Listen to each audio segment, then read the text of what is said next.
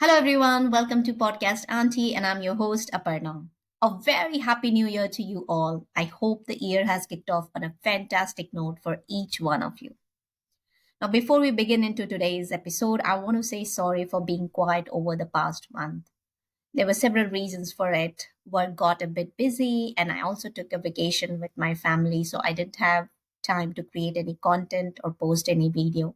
So, sorry for the silence, but I'm back now and I promise to be regular. I decided in today's episode, I'm going to share my vacation experience, my itinerary, and the amazing places I visited. So, where did we head? I'll give you a hint. It's the beautiful land of art, history, and pasta. Yes, I'm sure you have guessed it by now. We visited Italy. And for Italy, what do I say? It's a magnificent country. I mean, the places I visited were incredibly beautiful, and the history and culture are like no other. I have had the pleasure of exploring many European countries in the past, but Italy's unique blend of stunning architecture, mouth-watering food, and rich history and, vibrant culture just captivated me. And trust me with that, I feel Italy deserves a top spot on your travel bucket list. And just to be clear, I'm not getting any commission for promoting their tourism, by the way. What also makes Italy so special is that, other than those must go touristy spots, there are those many random hidden gems, those random buildings where that makes you hit the brakes and take out your camera because they are just so stunning. So, on that note, let's kick off our virtual tour to Italy. I'll give you a quick overview of my itinerary, some tip also for the trip. And so, let's begin. So, we spent a total of 9 days in Italy altogether. With that, we had two bays. We had 4 days in Florence and 5 days in Rome. Now, a tip over here would be that if you're a solo traveler or you're traveling with or your young couple, 9 days should be fine. However, if you're traveling with young children or elderly family member, I would say to add 1 or 2 days for each city for a relaxed break and leisurely experience. So now let's dive into the highlights of Florence and Rome for me. So we started our trip from Florence, and Florence, of course, is beautiful city with a rich cultural heritage. So on our day one of Florence, we covered Leaning Tower of Pisa, and it's a 30 minutes train ride from Florence, and you can book the ticket directly from the Florence station itself. You don't need to book them in advance. It's one of the most famous tourist attraction in the world, known for its distinctive tilt.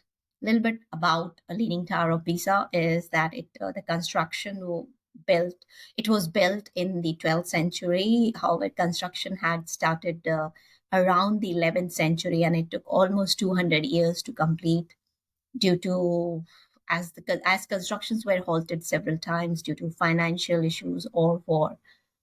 And the reason for its tilt is because it was built on a soft soil. There were over the centuries there have been various attempts to stabilize the tower, but and in the 20th century, I think a significant restoration and engineering efforts were undertaken. And today, the Leaning Tower of Pisa has become a symbol of Italy and a popular touristy attraction despite its engineering flaws. And it has been standing there for over 800 years. So we cover Leaning Tower of course, from Florence itself. It's a convenient option. You don't need to stay in the city Pisa to cover this, and it's a convenient journey, anyways. There is no ticket to simply see the Leaning Tower of Pisa. However, if you choose to go up, there might be a small fee, but we did not explore that part.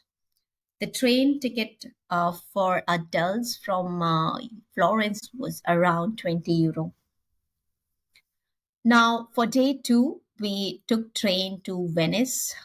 again from Florence itself. We did a day trip to Venice, and we booked this ticket in advance from Italia Rail website.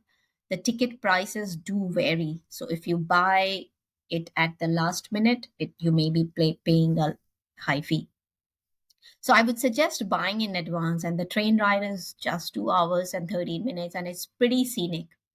You get to see the beautiful Italian countryside as you travel. And oh, yeah, if you are going in the winter, keep in mind that Venice is usually 2 to 3 degrees colder than Florence, so dress warmly to stay cozy during your visit. Now, Venice, as you most of you would know, that it's known for its beautiful canals, historic architecture, and charming and romantic atmosphere. I think it's really pretty. However, some people believe it's a bit overrated, but again, beauty is something you should experience for yourself. Now, there's also a rumor that Venice is sinking in the water, and there's a concern that it might face challenges in the future. We also noted some parts of the buildings at the bottom were getting submerged as well. Now, while that's a topic of discussion, it's a good idea to plan your trip early to ensure you get to experience the amazing architecture and history of the ancient city. Now, other than Venice being famous for its canal, you'll find stunning buildings seemingly floating in the water. The city has a unique charm with its narrow, winding street and historic bridges and iconic landmark.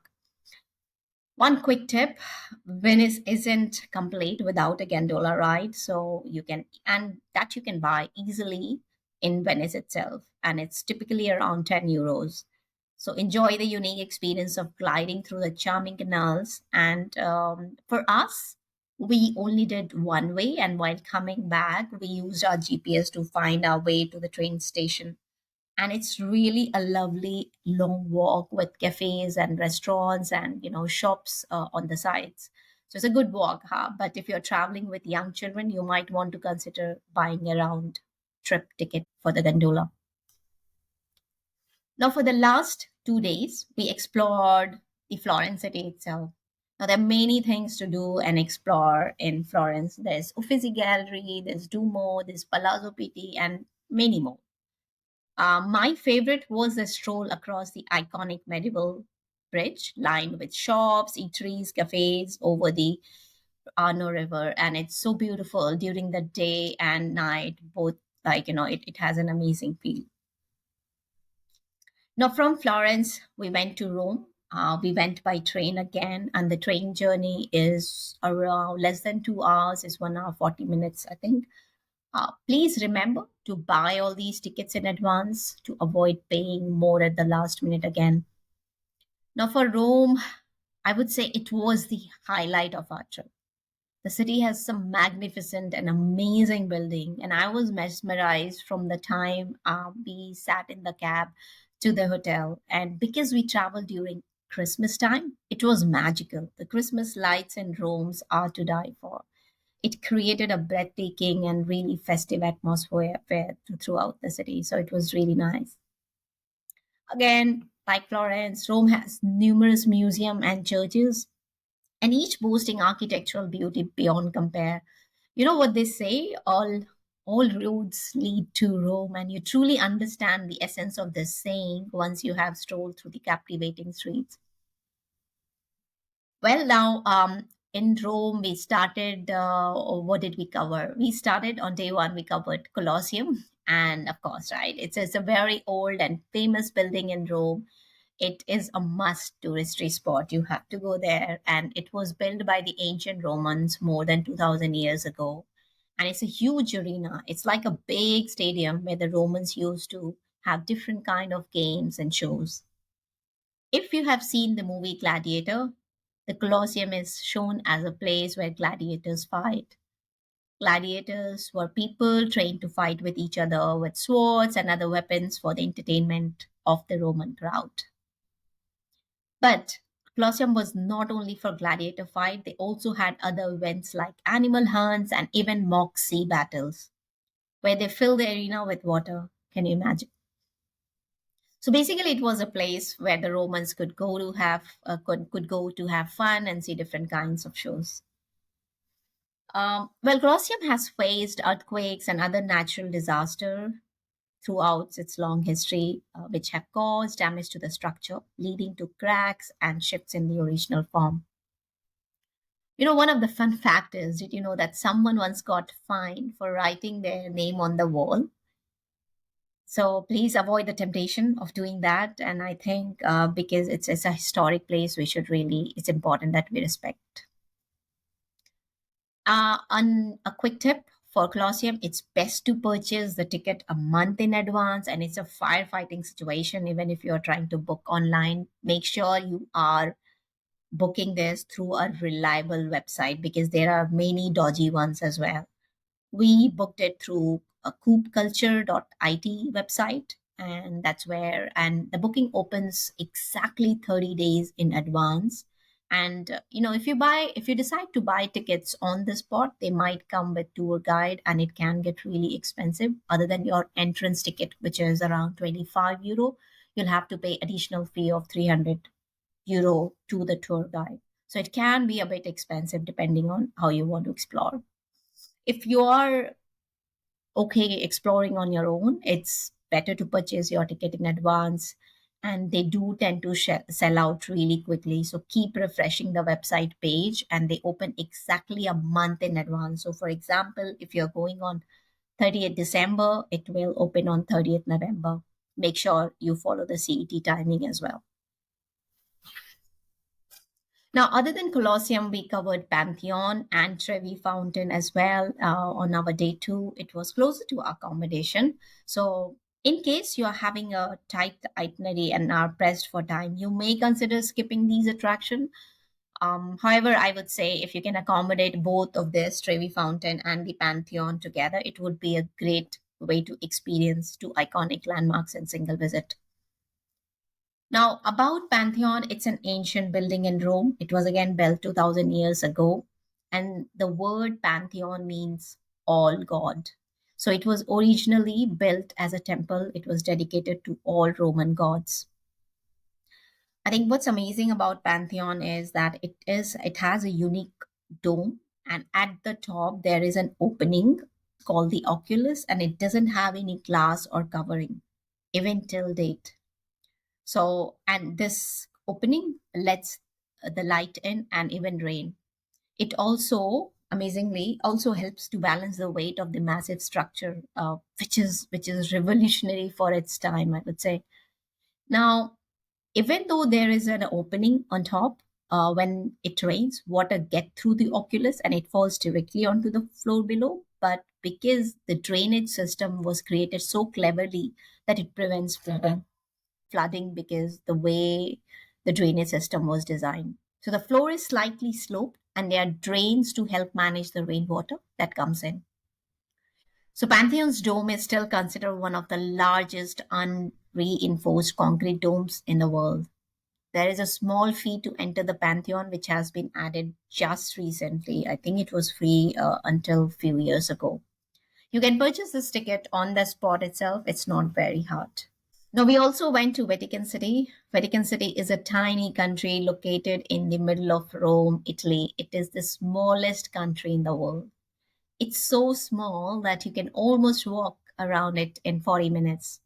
Now, what makes it super special is that it's the home of the Pope, who is like the leader of the Catholic Church, a big worldwide religion. Vatican City also has its own government, like a country, but it's quite small. Now, from a touristy perspective, from tourist, Vatican City itself does not have any visa requirement because it's a small city state. So people usually enter through Rome and Italy. Now, there are two main things you need to know about Vatican City. One is St. Peter's Basilica, and this is like a huge fancy church. It's so big that it can fit a lot of people inside. The Pope sometimes talks to the crowd from here, and it's like the main church of the Catholic folks. So because we traveled during Christmas, we were hoping to see Pope, but of course we were not as lucky. Other than Peter's Basilica, the second one is the Vatican Museum. And these are like treasure chest of full amazing art and history stuff. You can see cool paintings, sculptures, and things that are really, really old. It's like stepping into a giant museum, and people all over the world visit to see these amazing, awesome things.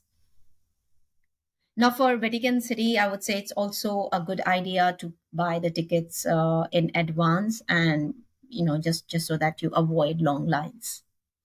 You have an option to either buy this ticket with a tour guide, or you also have an option to buy an audio guide. These are all available for purchase depending on your need.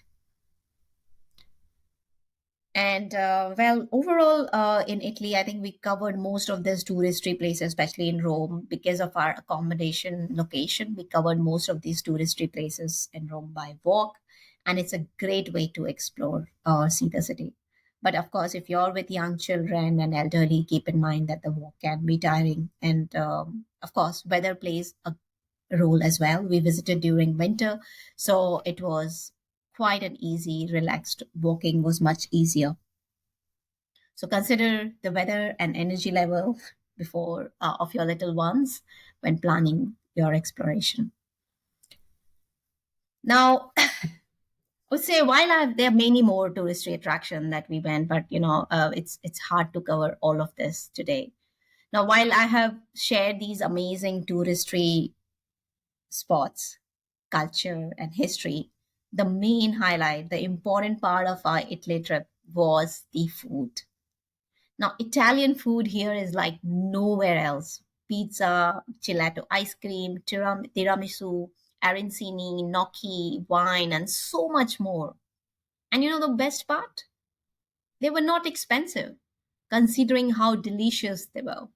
So, depending on your mood, you can grab a bite at a cafe, do takeaway, or eat while exploring, or find a beautiful restaurant to sit down and enjoy your meal. So, there are options for every budget. Now, while I've just only scratched the surface, there's so much to explore and do in Italy. If you are planning, considering a trip, please do drop a comment with any place specific information that you need, and I would be happy to help. With that, I'm taking a bye from you all, and take care, and I'll see you next time. And take care. Thank you so much.